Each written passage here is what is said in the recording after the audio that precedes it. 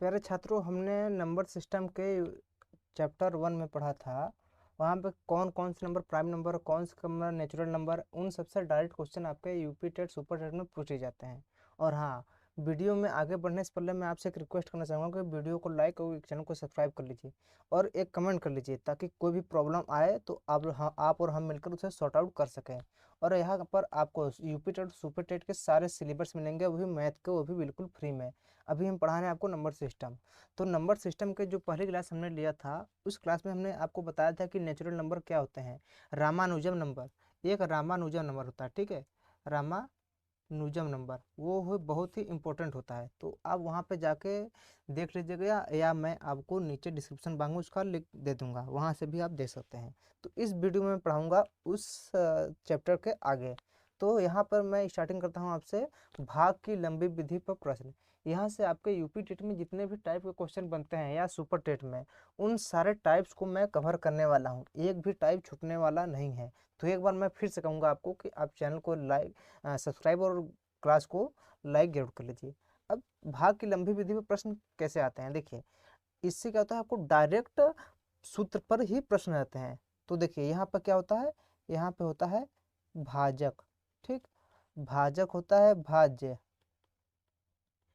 और यहाँ पर क्या होता है भागफल। और आपके एग्जाम में एक शेषफल थ्योरम से बहुत अच्छे अच्छे क्वेश्चन बनते हैं, ठीक है। आपको मैं इसी क्लास में भी आगे बताने वाला हूँ शेषफल थ्योरम से कैसे कैसे क्वेश्चन बनते हैं।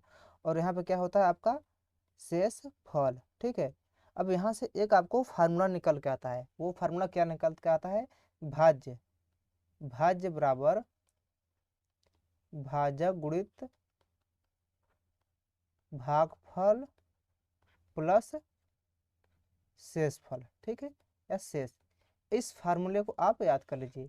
इस फार्मूले का यूज करके आपके एग्जाम में डायरेक्ट क्वेश्चन पूछ लिए जाते हैं।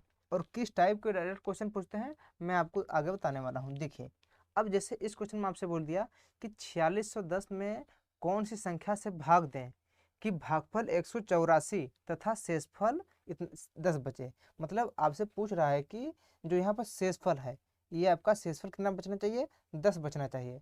और 4610 में भाग देना है, यानी भाज्य क्या है आपका 4610। तो आपको हमने फार्मूला बताया था। देखिए, हमने आपको फार्मूला क्या बताया है, आपको भाज्य बराबर भाजक गुणित भागफल प्लस शेषफल, ठीक। ये हमने आपको फार्मूला बताया था, और आपसे याद कर लीजिए, चाहे आपने कॉपी पे नोट डाउन कर लीजिए, वहाँ से आपको इस डायरेक्ट फार्मूले से क्वेश्चन को सॉल्व करना है। अब आपसे पूछ रहा है इसमें भाजक, तो आप यहाँ पे भाजक मान लीजिए, ठीक है। तो क्या माना, भाजक एक। अच्छा, भाजक ही क्यों माना, क्योंकि हमसे ये भाजक ही पूछ रहा है। तो अब सूत्र से, अब तो सूत्र क्या है आपका, भाज्य बराबर भाजक गुणित भागफल प्लस शेष। यहाँ पे भाज्य, अब भाज्य यहाँ पे कितना है आपका, यहाँ पे 4610 भाज्य है। और भाजक को क्या मान लिया है आपने, x मान लिया है। और भागफल कितना है आपका 184, और शेषफल कितना है 10 बचना चाहिए। तो जब अब इसको सॉल्व, 10 तो यहीं पर रहेगा, और 10 को अब वहाँ पे भेजिए, तो क्या हो जाएगा 4610 माइनस 10, यहाँ क्या हो जाएगा 184x। अब ये क्या हो जाएगा आपका 4600 बराबर 184x। अब यहाँ पे x की जब आप वैल्यू निकालेंगे तो क्या आ जाएगा 25, और x आपको माना किसने था, आपने भाजक को, तो आपका भाजक क्या आ जाएगा 25। तो बस ऐसे ही इजी टाइप के, सिंपल टाइप के क्वेश्चन आपसे यूपी टेट में डायरेक्ट, मतलब कौन से डायरेक्ट सूत्र पर क्वेश्चन पूछे जाते हैं। एक आध क्वेश्चन और कर लेते हैं आपका, ताकि थोड़ा सा आपका कंसेप्ट क्लियर हो जाए। अब यहाँ पे देखिए, भाग के एक प्रश्न में भाजक भागफल का 5 गुना तथा शेषफल का 3 गुना है। यदि शेषफल 30 हो, ठीक है, क्या कितना बता रहा है आपसे कि शेषफल कितना हो 30 है, तो भाज्य बताइए। यहाँ पर भी आपको भाज्य पूछ रहा है, तो आप बिल्कुल जो क्वेश्चन बोल रहा है बिल्कुल उसी क्वेश्चन उसी टाइप से चलिए, तो ठीक है। अब यहाँ पर क्या हो जाएगा आपका, देखिए भाजक, भाजक बराबर किसका है, भागफल का भाग 5 गुना है। देखिए यहाँ पे क्वेश्चन बोला है भाग के एक प्रश्न में भाजक जो है भागफल का 5 गुना है, यानी भाजक बराबर भागफल गुणित 5। पहले आप बताइए इतनी छोटी सी बात आपको समझ में आई कि नहीं? आई होप आपको समझ में आ गई होगी। अब तथा तथा शेषफल का 3 गुना है। अब यही भाजक जो है, अब यही भाजक किसका 3 गुना है? शेषफल का, शेषफल का 3 गुना है। और आपको शेषफल इसने बता दिया है कि आपका शेषफल कितना है? 3 है, ठीक है। अब इसको अगर हम कंडीशन 1 मान लें, इसको कंडीशन 2 मान लें, तो यहाँ पे देखिए आपको शेष बोला है, तो इस कंडीशन 2 से क्या आ जाएगा? शेषफल 30 गुणित 3 यानी 90। अब आपका भाजक कितना आ गया है? 90, ठीक है। अब भाजक आपका आ गया है 90। अब जब 90 आ गया है तो आपको कंडीशन 1 यानी जो यहाँ पे लिखा है भाजक बराबर, यहाँ पे देखिए लिखा है भाजक बराबर भागफल गुणित 5। अब भाजक आपको यहाँ से निकल गया है, कितना निकला है? 90। तो 90 बराबर भागफल गुणित 5। अब जब भागफल यहाँ से आप निकालेंगे तो भागफल कितना आ जाएगा? भागफल आ जाएगा 90 बटा के 5 बराबर 18, यानी आपका भागफल 18 आया है। लेकिन अब देखिए यहाँ पे आपको भागफल भी पता चल गया, भाजक भी पता चल गया और शेषफल ऑलरेडी पता है। तो अब आपसे पूछ रहा है भाज्य, तो भाज्य क्या फार्मूला क्या बताया था हमने आपको? भाज्य बराबर भाजक गुणित भागफल प्लस शेषफल, ठीक। तो भाजक कितना है आपका? 90, ठीक। भाजक 90, भागफल कितना है आपका? 18 और शेषफल कितना है? 30। जब 30 जब इसको आप सॉल्व करेंगे तो आपका आंसर क्या आ जाएगा? 1650। तो ये थोड़ा सा आपको घुमा कर क्वेश्चन दिया था और डायरेक्ट क्वेश्चन भी रहता है, लेकिन घुमा कर क्वेश्चन देने का मतलब ये नहीं कि आप डर जाएं। देखिए, अगर आप ये समझ लें कि मैथ बहुत हार्ड है तो बिल्कुल आप थोड़े थोड़े कॉन्सेप्ट को समझते रहिए। आपको अपने पहले मन में ये बैठाना हो कि मैथ कुछ नहीं है, मैथ एक फिजिक्स केमिस्ट्री की तरह एक कॉन्सेप्ट है। अगर आपका कॉन्सेप्ट क्लियर है तो मैथ बिल्कुल भी हार्ड नहीं होगा आप लोगों के लिए, इसकी गारंटी मैं दे रहा हूँ।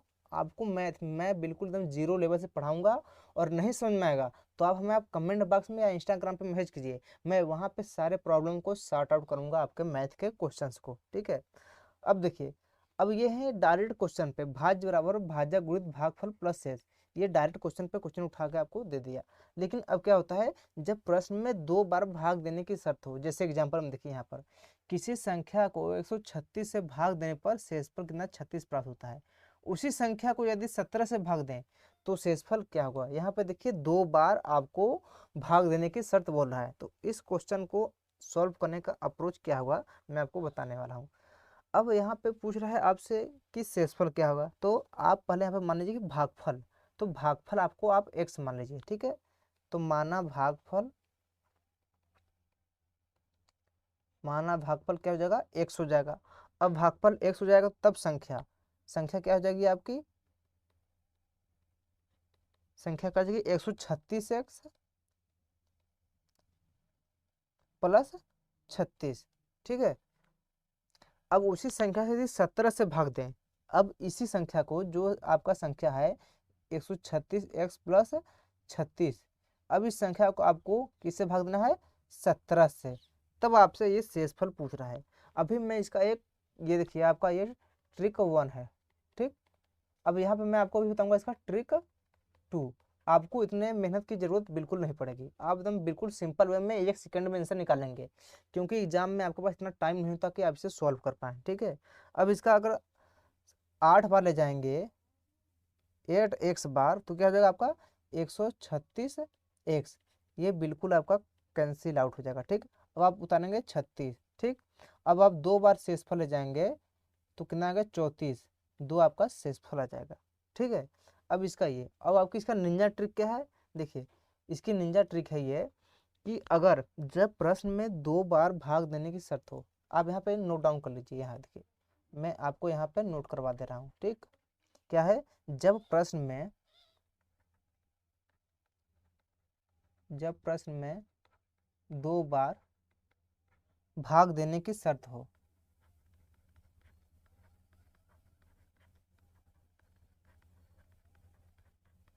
जब प्रश्न में 2 बार भाग देने की शर्त हो जिसमें पहला भाजक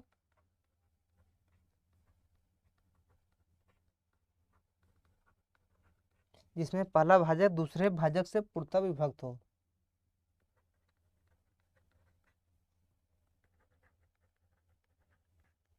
भाजक से पूर्णतः विभक्त हो, ठीक हो। तो दूसरी स्थिति में का शेषफल ज्ञात करना। तो दूसरी स्थिति का शेषफल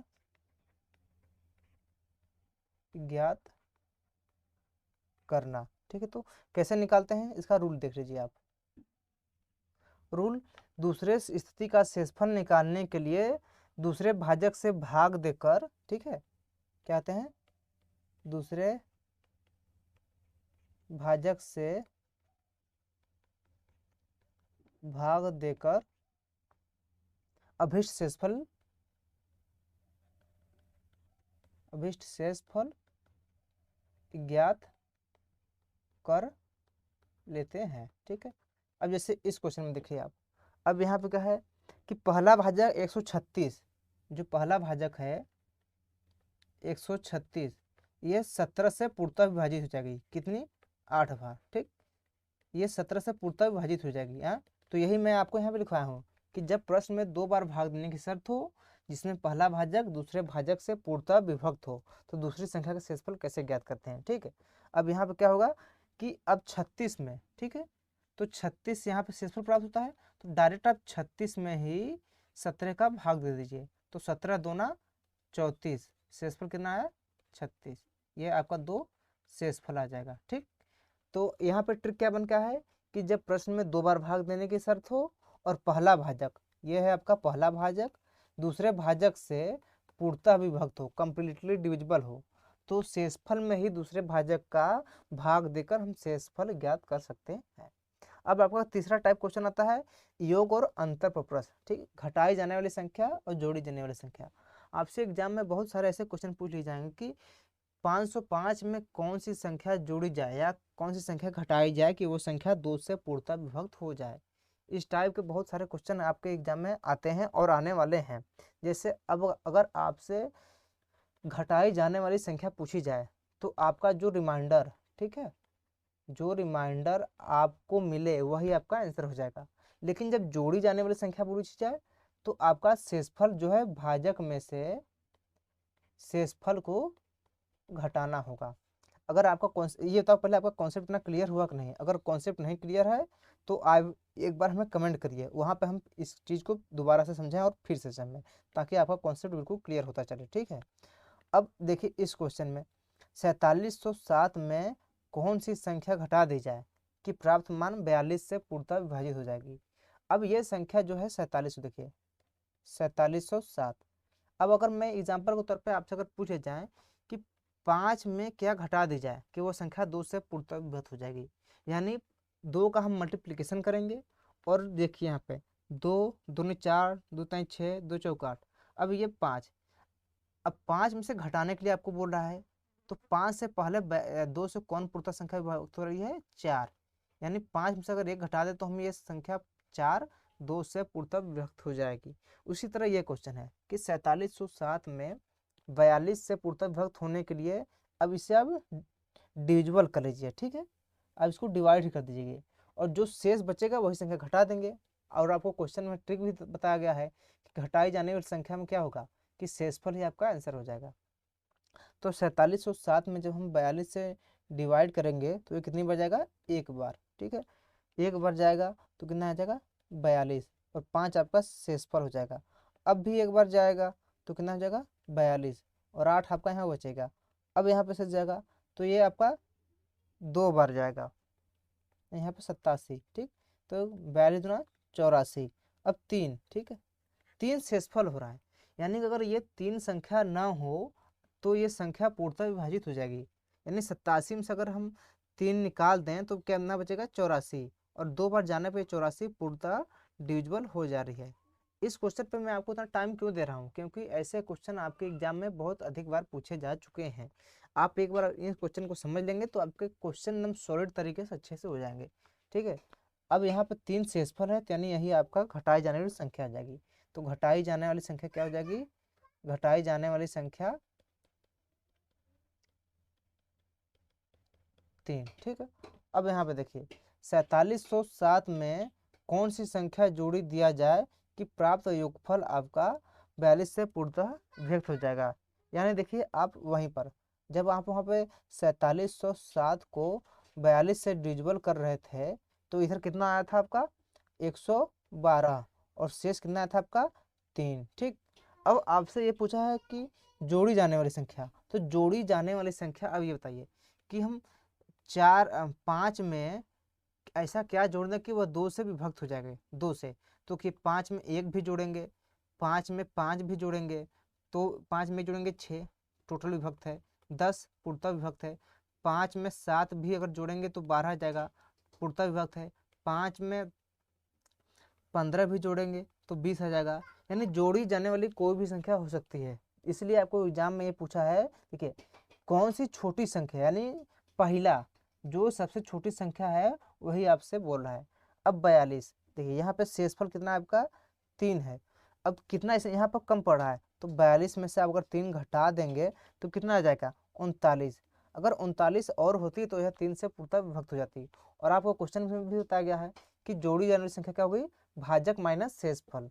तो भाजक क्या है आपका, देखिए यहाँ पर 42 और शेषफल कितना है 3, तो आपकी 39 संख्या अगर आप जोड़ देंगे तो 4707 से पूर्णतः विभक्त हो जाएगी। अब घातांकी भाग पर आधारित प्रश्न, ठीक है, अब इस टाइप के क्वेश्चन कैसे सॉल्व करते हैं, देखिए इसके 3 रूल होते हैं। ठीक, अब रूल नंबर 1, ठीक, अब यहाँ पे देखिए अगर आपको कोई संख्या a power n plus b power n के रूप में दिया है, ठीक, और n आपको क्या है यहाँ पे क्या है ऑड नंबर, ठीक, यानी विषम संख्या। ठीक है, तो अच्छा अब विषम संख्या है यानी कि a की पावर क्यूब प्लस b की पावर क्यूब। ठीक, तो जब इसको खोलेंगे तो क्या हो जाएगा a प्लस बी, इसके गुणनखंड करेंगे तो a square plus B square minus A B. अब ये गुणनखंड क्या होता है, जैसे आपसे बोल दीजिए कि 15, तो 15 का गुणनखंड क्या होगा, 1 होगा, 3 होगा, 5 होगा, यानी 15 होगा। यानी जो 15 है ये इन सारी संख्याओं से विभक्त होगी। वैसे ही ए क्यूब प्लस बी क्यूब का एक गुणनखंड, ठीक है, ए क्यूब और बी क्यूब का एक गुणनखंड ए प्लस बी, ठीक, ए प्लस बी एक गुणनखंड होगा। अगर आपको ये समझ में नहीं आई है तो क्वेश्चन में आपको ये बिल्कुल क्लियर होने वाला है। ठीक है, अब दूसरी कंडीशन क्या है आपकी, बी कंडीशन। ठीक है, इस कंडीशन में क्या हुआ, ए के पावर एन माइनस बी की पावर एन। ठीक है, अब यहाँ पे क्या होगा, एन आपका क्या होगा, इवन नंबर हुआ, यानी सम संख्या हुआ। तो अब इसका क्या होगा आपका ए प्लस बी और ए माइनस बी। ठीक, इसे A square minus B square. ठीक, इसका गुणनखंड क्या होगा, ए प्लस बी और ए माइनस बी। अगर आप कमेंट करेंगे तो हम गुणनखंड का एक चैप्टर आपको ले लेंगे, वहाँ पर आपको हम बिल्कुल अच्छे से समझाएंगे गुणनखंड किसे कहते हैं, गुणनखंड क्या होते हैं। ठीक है, लेकिन फिलहाल में आप इतना ही जान लीजिए। ठीक, अब ए स्क्वायर माइनस बी स्क्वायर यानी इसका एक गुणनखंड ये होगा ए प्लस बी और ए माइनस बी। और तीसरी कंडीशन आपकी क्या होती है, सी कंडीशन। सी कंडीशन में क्या है आपकी ए के पावर एन माइनस बी की पावर एन। यहाँ यह एन क्या है आपका ऑड नंबर, यानी नहीं यहाँ पे एन क्या होगा ऑड नंबर, यानी विषम संख्या ही होगी। ठीक, अब यहाँ पे पॉजिटिव थी, यहाँ पे क्या है आपकी निगेटिव हो गई। अब यहाँ पे इसका a cube minus b cube करेंगे और अगर तो ए माइनस बी और a square plus B square plus a b होगा। ठीक, अब इसका यानी एक गुणनखंड ए माइनस बी होगा। आई होप आपको इतना तक समझ में आ गया होगा। अगर आपको यहाँ पे नहीं इतना समझ में आया है तो आप पहले इसे नोट डाउन कर लीजिए, उसके बाद क्वेश्चन से आपको बिल्कुल भी कॉन्सेप्ट क्लियर होने वाला है। ठीक है, आप नोट डाउन कर लीजिए, इसका आप स्क्रीनशॉट ले लीजिए। अब देखिए जैसे इस क्वेश्चन में आपसे इस क्वेश्चन में बोल रहा है कि 25 की पावर 17 प्लस 11 का पावर 17 निम्न में से किस संख्या से विभक्त नहीं होगा। ठीक है, अब हमने क्या बताया था आपको, यहाँ पे देखिए ए के पावर एन प्लस बी की पावर एन। एन क्या होना चाहिए? Odd number. तो 17 ऑड नंबर है, विषम संख्या है, तो इसका एक गुणनखंड हमने क्या बताया था आपको कि a प्लस बी, इसका एक गुणनखंड अवश्य होगा। तो यहाँ पर a क्या हो जाएगा 25, b क्या हो जाएगा 11, 25 से 11 क्या हो जाएगा आपका 36। ठीक, अब 36 इस संख्या का एक गुणनखंड है, यानी 25 की पावर 17 प्लस 11 का पावर 17 36 से पूर्णतः विभक्त हो जाएगी। और किस किस संख्या से विभक्त होगा? अब 36 का हम गुणनखंड कर लें तो 36 का गुणनखंड क्या हो जाएगा? 1 हो जाएगा, 2 हो जाएगा, 3 हो जाएगा, 4 हो जाएगा, 9 हो जाएगा, 12 हो जाएगा, 18 हो जाएगा और 36 खुद होगा। तो इन इन संख्या से ये पूर्णतः विभाजित हो जाएगा। ठीक है, तो अब पूछ रहा है कि निम्नलिखित में किस संख्या से विभक्त नहीं होगा, यानी इन संख्या सभी संख्याओं से तो ये विभक्त हो जाएगा। शायद यहाँ पे कुछ कन्फ्यूजन होगा, क्वेश्चन में गलत होगा, ये विभक्त होगा होना चाहिए यहाँ पर, किस संख्या से विभक्त होगा, तो ये सभी संख्याओं से विभक्त होगा, यानी 2 से भी विभक्त होगा, ये 3 से भी विभक्त होगा और 36 से भी विभक्त होगा। अब अगला टाइप क्वेश्चन आते हैं, देखिए यहाँ पे 23 की पावर 10 माइनस 2 की पावर 10, यानी a की पावर n माइनस b की पावर n, और यहाँ पे n क्या है आपका? इवन नंबर है, यानी सम संख्या। तो हमने क्या बताया था इसका एक गुणनखंड, इसका एक गुणनखंड हमने क्या बताया था? a प्लस बी, ठीक, और a माइनस बी। हमने अच्छा ये क्यों बताया था? देखिए तो a माइनस बी और इवन नंबर यानी 2, ठीक, तो a square minus B square आपने पढ़ा होगा, इसका गुणनखंड होता है a प्लस बी और a माइनस बी, यानी ये संख्या जो होती है वह इन दोनों से पूर्णतः विभक्त हो जाएगी। अब यहाँ पे क्या हो जाएगा? देखिए 23 माइनस 2 कितना जाएगा? 21, और 23 प्लस 2 बराबर 25। अब ये संख्या 21 और 25 से पूर्णतः विभाजित हो जाएगी, लेकिन ऑप्शन में तो दिया ही नहीं है, 21-25 तो आंसर दिया ही नहीं है। तब अब हमने आपको क्या बताया था कि अगर नहीं दिया है तो ये इन दोनों के गुणनखंड से भी पूर्णतः विभक्त होती है। तो किसका आप जब गुणनखंड करेंगे तो क्या हो जाएगा? 1, 3, 7 और 21, यानी ये इन सभी संख्याओं से भी यह पूर्णतः विभक्त होगी। और 25 का गुणनखंड करेंगे तो कितना?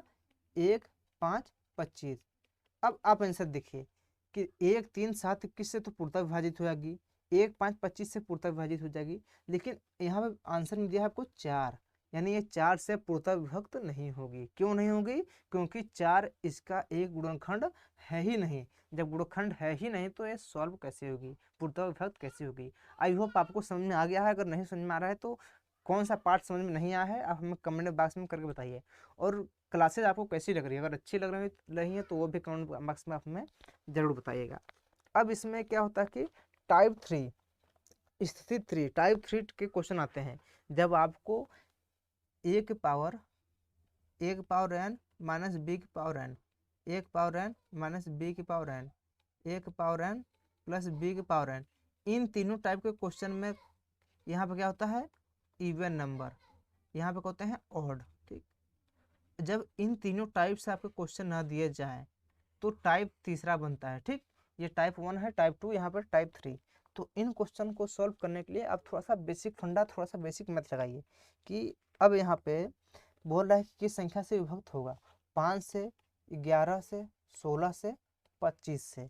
तो यहाँ पे देखिए 3 की पावर 31, 3 की पावर 32, 3 की पावर 33, 3 की पावर 34 है।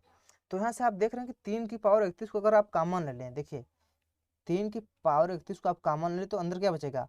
वो 1, 3 प्लस 3 का स्क्वायर प्लस 3 का क्यूब, ठीक है, 3 का क्यूब। अब जब आप इसको ओपन करेंगे तो क्या हो जाएगा? 1 प्लस 3 प्लस 9 प्लस 27, जब इन सबको आप जोड़ देंगे तो क्या हो जाएगा? ये 40। तो 3 की पावर 31 क्या होगा है? मल्टीप्लिकेशन बाई 40, यानी ये 40 के संख्या से गुणनखंड से पूर्णतः विभक्त हो जाएगी। ठीक, यानी कि इसका एक गुणनखंड 40 है। अब 40 का गुणनखंड क्या हो जाएगा आपका? ये बताइए। 40 का गुणनखंड हो जाएगा 1, 2,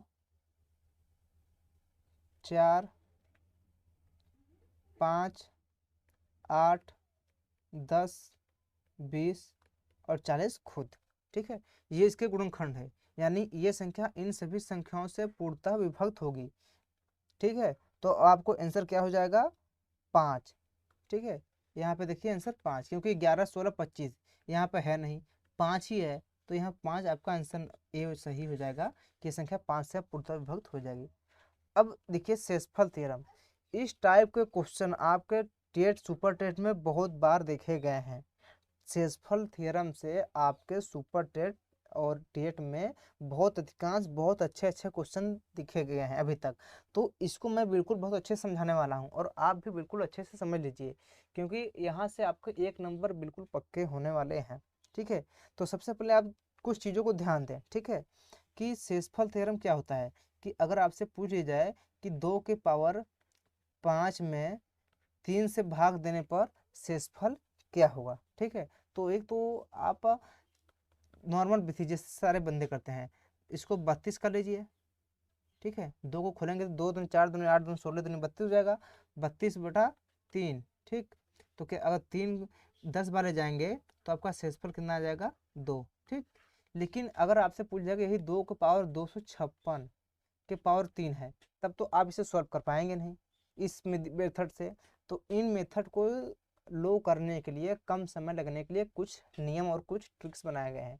उन नियम और ट्रिक्स के बारे में हम आपसे बात करने वाले हैं। ठीक, अब सबसे पहला नियम क्या है, देखिए आप छोटी सी बात समझिए कि अगर यहाँ पर 15 है, पावर में 30 है और डिविजन में 14 है, तो इससे सबसे पहले आप क्या कहते हैं, इसे कहते हैं भाज्य की घात। इतनी बात आपको समझ में आई या नहीं, घात। और इसे क्या कहते हैं आप, भाज्य की वास्तविक संख्या। भाज्य की वास्तविक संख्या, इसे क्या कहते हैं, भाजक। अब इतना अगर आप समझ गए हैं तो आप इसे पढ़ लेना, नोट डाउन कर लीजिए। और 2 मैं आपको नोट्स लिखाने वाला हूँ, उन नोट्स को आप पढ़ लीजिए या लिख लीजिए या स्क्रीनशॉट लीजिए। वो नोट्स बहुत ही इम्पोर्टेंट है आप लोगों के लिए। ठीक, अब नोट नंबर 1। ठीक, नोट नंबर 1 क्या है, जब भी इस प्रकार का क्वेश्चन हम सॉल्व करते हैं तो हमें प्रयास करना चाहिए कि भाजक का गुणज, भाजक का गुणज भाज्य की वास्तविक संख्या के निकट हो। भाज्य की वास्तविक संख्या के निकट हो। जैसे में यहाँ मान लीजिए अगर 15 है, 15 का पावर 30 दिया है और आप यहाँ पे 4 से भाग देना चाहते हैं। ठीक है, तो अब यहाँ पे आप याद कीजिए कि जब भी आप इसका 4 इसमें भाग दीजिए 15 में, तो वह इसके निकट हो। जैसे 4 चौका 16, तो यहाँ पे -1 ये भी चलेगा। अब शेषफल माइनस में नहीं आता है, तो इसको पॉजिटिव बनाते हैं कुछ मेथड से, कुछ ट्रिक से। वो मैं आपको भी जब क्वेश्चन करूंगा तो हमें बताऊंगा। अभी आप यहाँ नोट 1 में यही समझ लीजिए कि आप किसी संख्या से अगर भाग देंगे तो वो उसके निकट होनी चाहिए। अब दूसरे एग्जाम्पल के तौर पर देखिए, यहाँ पे 10 है। ठीक, यहाँ पे आपका 10 है और आप 3 से भाग दे रहे हैं। ठीक है, तो अब यहाँ पे आप इसके 3 त्रिक 9, 3 बार ले जाइए, तो यहाँ पे रिमाइंडर कितना आ जाएगा 1। मैं आपको इस नोट से यही समझाना चाहता था कि आप बस भाज्य की वास्तविक संख्या का निकट ले जाइए जितने वैल्यू। और दूसरा दूसरा नोट क्या है आपका, कि वैसे शेषफल जो यहाँ पे निगेटिव आई थी, जो शेषफल होता है वो हमेशा धनात्मक होता है। ठीक, लेकिन हम अपनी सुविधा के अनुसार, लेकिन सुविधा के अनुसार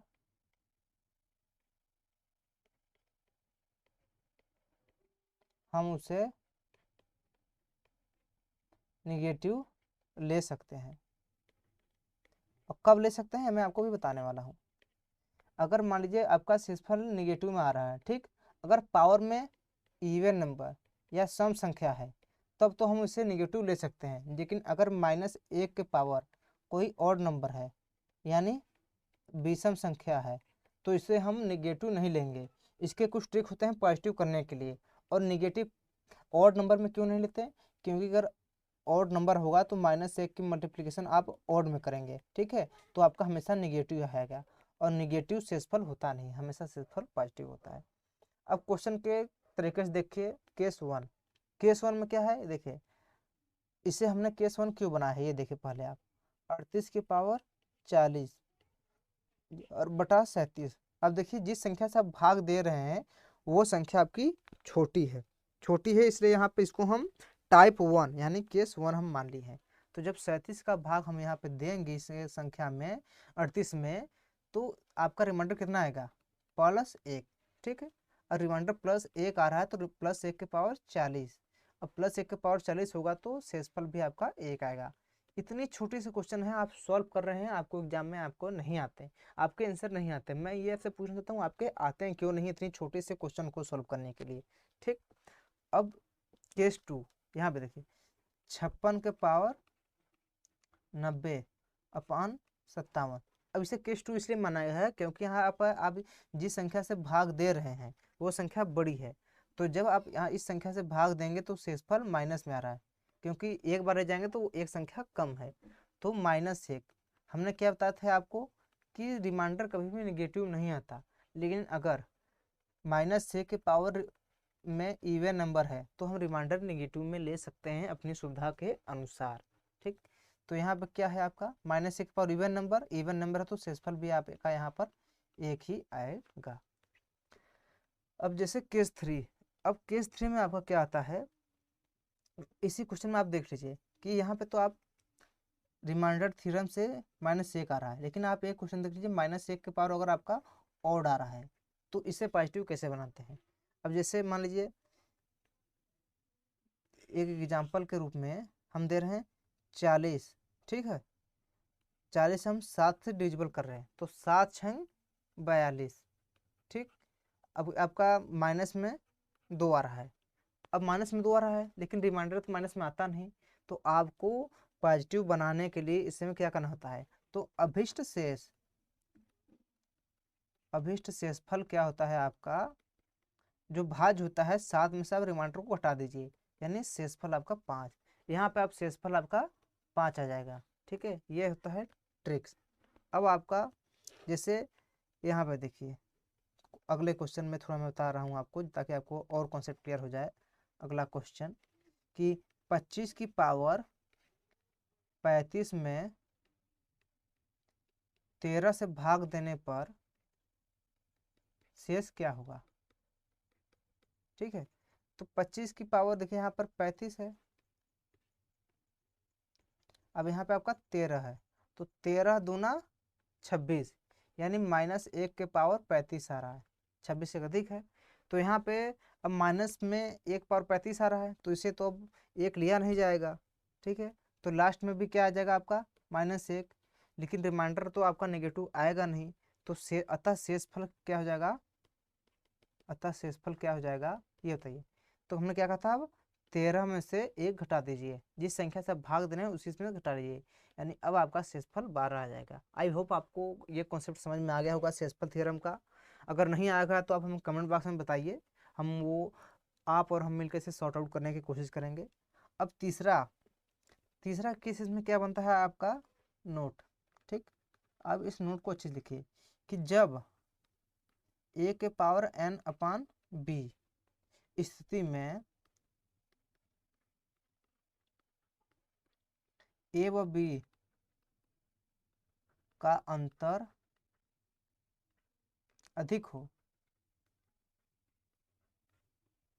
अभी तक क्या होता था कि a और b देखिए इनके बीच का अंतर देखिए कभी 1 आ रहा था कभी 2 आ रहा था, लेकिन अब इनके बीच का अंतर मान लीजिए 7 आ जाए, 8 आ जाए, 9 आ जाए, तब क्या होगा, वो टाइप 3 में हम देख रहे हैं। a और b का अंतर अधिक हो तो a की पावर n को इस प्रकार घातों में तोड़ा जाए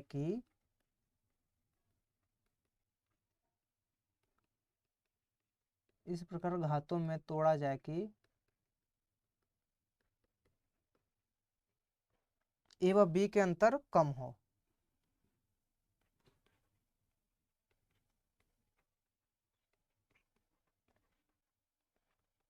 इस रूल का कोई अलग से कॉन्सेप्ट नहीं है, उसी रूल को बस यहाँ पे बना गया है। और रूल क्या है देखिए यहाँ पे, बस थोड़ा सा आपको बेसिक आइडिया दे रहा हूँ कि पहले क्या होता था कि 18 का पावर कोई होता था मान लीजिए 555, ठीक।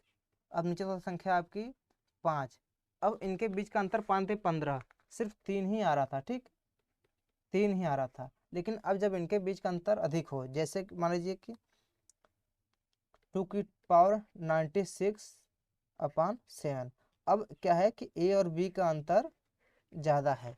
तो इस टाइप के क्वेश्चन में हम कैसे करते हैं आपको हम बिल्कुल बता रहे हैं। अब देखिए यहाँ पर 2 की पावर 96 को 7 से भाग देने पर शेषफल क्या हुआ। देखिए 2 की पावर 96 और यहाँ पे 7, ठीक है। तो अब 2 की पावर 96 को हम इस टाइप के क्वेश्चन करने से पहले हम आपको थोड़ा सा एक कॉन्सेप्ट बता रहे हैं कि अगर ए की पावर 25 है, ठीक है, तो इसे हम कैसे लिख सकते हैं, ए की पावर 5 × 5, या इसे लिख सकते हैं ए की पावर 5 के पावर 5। ये आपने घातांक में पढ़ा हुआ कि गुणा में घात जुड़ जाते हैं, या ए के पावर एन के पावर ए पर बी है तो एन के पावर ये ए बी हो जाती है। तो घातांक में हम बिल्कुल अच्छे से पढ़ाएंगे, अगर नहीं है तो आपको हम यहाँ पर ओवरव्यू दे ही दिए हैं। तो आप इस टाइप के क्वेश्चन को सॉल्व करने के लिए घातांक के रूप में तोड़िए। तो 2 की पावर 96 को जब हम तोड़ेंगे तो क्या हो जाएगा, 2 की पावर 2, 2 की पावर 3 की पावर 32/7। अब 2 की पावर हमने 3 ही क्यों लिया, 2 की पावर 4 या 2 की पावर 6 क्यों नहीं लिया, क्योंकि 2 की पावर 3 क्या होता है 8, और 8 के पावर 32 अब 7। अब देखिए इनके बीच का अंतर कम हो गया है, तो अब 7 एक कम 7, शेष कितना बचा है +1। तो जब +1 की पावर हम 32 करेंगे यानी इवन नंबर, तो आपका शेषफल भी +1 आएगा। आई होप आपको समझ में आ गया, अगर नहीं समझ में आ रहा है तो अगली क्वेश्चन में देखिए आप। अब यहाँ पे है 2 की पावर 50/17। अब यहाँ पर भी देखिए इसके बीच का गैप ऐसा है, तो अब आप ऐसा करिए कि जो 2 की पावर 50 है इसके घात को ऐसा तोड़िए कि आपका 17 के नज़दीक आ जाए, यानी कि 18 आ जाए, 16 आ जाए, 15 आ जाए, इतने नज़दीक आ जाए। तो अब देखिए 2 की पावर 4 कितनी होती है, आप हमें बताएं कितनी होती है, 16, यानी ये 17 का नज़दीक है। तो यहाँ पे आप लीजिए 2 की पावर 4। अब आपको घात एडजस्ट करना होगा, ठीक है। तो 50 है तो 2 की पावर 4 तो यहाँ ऑलरेडी ले चुके हैं, तो अगर हम 12 कर दें तो 12 चौक 48, 48 घात हो गए, और गुणित 2 की पावर 2। देखिए घात हमने एडजस्ट कर लिया 50, 12 चौक 48, 2 50, गुणा में घात जुड़ते हैं। अब यहाँ पे देखिए 17, अब ये आपका क्या हो जाएगा, आपका 2 की पावर 4 क्या है 16 पावर 12/17। अब यहाँ पे क्या है -1, ठीक, तो -1 पावर 12, ठीक है, -1 की पावर 12 गुणित 4। अब यहाँ पे इवन नंबर है तो कुछ करने की जरूरत है नहीं, तो 1 ही आएगा, तो 1 × 4 = 4, आपका 4 रिमाइंडर यानी 4 शेषफल हो जाएगा। लेकिन अब 3 की पावर 55 को 82 से भाग देने पर शेषफल कितना बचेगा। अब ये क्वेश्चन आप हमें, आपका होमवर्क है, ठीक है, कि आप इसे कैसे करेंगे। और घातांक, तो घातांक मैं आपको तोड़ के दे रहा हूँ, ये देखिए 3 की पावर 4 कितना होता है आप बताएं, 3 की पावर 4 81, 3 3 9 3 27 81, 82 के नज़दीक है। तो 3 की पावर 4, अब घात को आप एडजस्ट करें, तो 13 चौका 52, 52 एडजस्ट बचे कितने 3, तो 3 की पावर 3, ये घात एडजस्ट हो गए, और 82। और इसका आंसर आप कितना आएगा, आप हमें ये कमेंट बॉक्स में जरूर बताइएगा। अब केस 4 में क्या होता है कि जब a/n/b की स्थिति,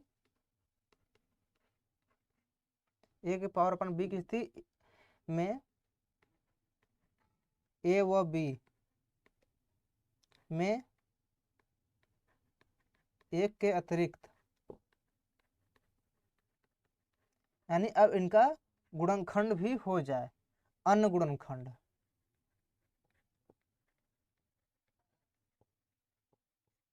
ए व के विपरीत अन्य गुणनखंड हो तो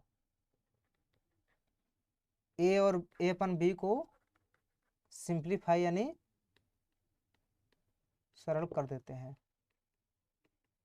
जैसे यहाँ पे देखिए 10, तो 10 के 2 गुणनखंड हो गए, 2 और 5। तो इस टाइप का क्वेश्चन कैसे कर रहे हैं हम आपको बताने वाले हैं, ठीक। तो अब 2 और 5, तो 2 की पावर 67, 2 की पावर 67 अपान 10, ठीक है। अब 2 की पावर 60 अपान 10 हो गया, तो इसको कैसे करेंगे, देखिए 2 इंटू 2 की पावर 66। अब 10 को हम तोड़ेंगे तो क्या हो जाएगा, 2 इंटू 5। अब इससे ये कट गया, 2 से 2। अब क्या बचा एक्चुअल में आपका, 2 की पावर 33 अपान 5। हमने ये क्यों किया, क्योंकि हमें इसके सन्निकटन, अभी केस 3 में आपको बताया था कि इसके बराबर में हमको लाना पड़ेगा। तो 2 के पावर 2 क्या होता है आपका 4, तो 4 के पावर 33 अपान 4। अब यहाँ पे शेषफल कितना आएगा, -1, तो -1 के पावर 33, यानी फाइनल आपका -1 आ रहा है। तो हमने बताया था कि अगर आपका फाइनल आंसर -1 आ रहा है, तो आपको वहाँ से 5 में से 1, यानी जिस संख्या से आप भाग दे रहे हैं उसी संख्या में से घटाना पड़ेगा। तो 5 में से 1 गया आपका 4। अब देखिए 4 आ रहा है आपका फाइनल आंसर, लेकिन आप मेन आंसर में देखिए, मेन क्वेश्चन में देखिए, यहाँ पे इसको तोड़ा गया था, यानी 2 से काटा गया था। तो जब आप वास्तविक शेषफल ज्ञात करने के लिए 4 में 2 का मल्टीप्लिकेशन करेंगे, तो वास्तविक संख्या में या वास्तविक शेषफल में ज्ञात करने के लिए 4 इंटू 2 बराबर 8। अब ये 8 का अभिष्ट शेषफल है, अभिष्ट आंसर है। उसी टाइप के क्वेश्चन और आप देख रहे हैं, ठीक, कि 5 के पावर 500 में 500 से भाग देने पर क्या होगा, ठीक है। मैं इसको आपको तोड़ कर दे रहा हूँ, 5 के पावर 3 इंटू 5 के पावर 497, ठीक। अब ये हो जाएगा 5 के पावर 3 इंटू 4। अब ये कट जाएंगे, ऐसे आप सॉल्व करके हमें बताएंगे। आई होप आपको आज की क्लास अच्छी लगी होगी। अगले क्लास में हम आपको बताएंगे योग से संबंधित प्रश्न, ठीक है। और एक होमवर्क आपके लिए एक केस 5 का और है, केस 5 भी हम आपको कल बताने वाले हैं, ठीक है। आज आप केस 4, अब आप केस 4 तक पढ़ लीजिए यहाँ तक, और उसके बाद वीडियो अगर आपको अच्छी लगी है, नॉलेजफुल लगी है, तो वीडियो को लाइक और चैनल को सब्सक्राइब करना ना भूलें। वीडियो देखने के लिए धन्यवाद।